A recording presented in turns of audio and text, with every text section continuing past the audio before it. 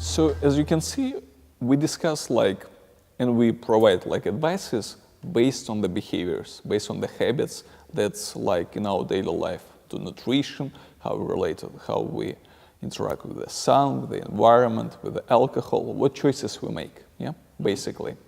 And another thing, we discuss what's hot temperature that potentially could lead to cancer process when we ingest hot products like hot food or hot drinks. The same parallel, but that potentially could lead different set of diseases relate to the cold temperatures. Okay. There was a very interesting study in Canada, and they found that whenever the temperature outside decreases below 16 degrees of Celsius, the rate of myocardial infarction rises. Yeah? Huh.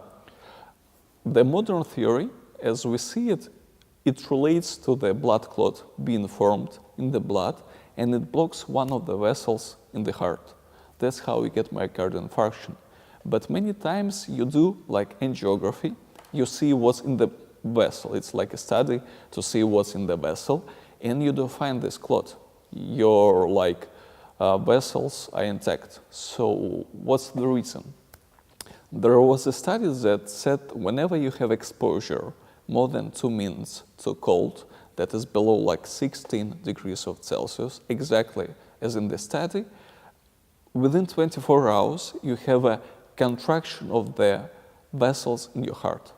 So they contract and they provoke a situation similar to myocardial infarction.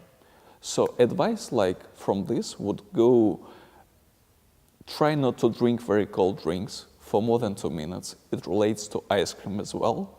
And whenever, in the winter, we should breathe with our nose, yeah, for most of the time, because the air that comes into our lungs, it gets warmer. That's why it's important to breathe through your nose. And cold drinks. And whenever you sleep, you shouldn't sleep with your window open whenever the temperature goes below 16 degrees. That's how you might prevent this potential contraction of your vessels in the heart, and eventually myocardial infarction. Yeah. Mm-hmm.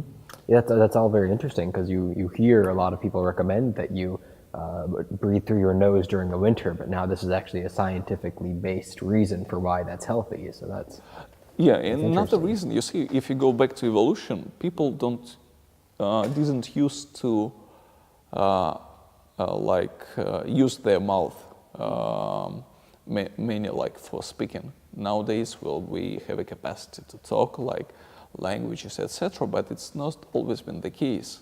And whenever the air goes through the mouth, it doesn't get warmer, and it can have effect on the tissues and produce inflammation, and that would set a perfect ground for viruses or bacteria to come and to affect our organism. That's very interesting. Yeah, and it's quite unusual.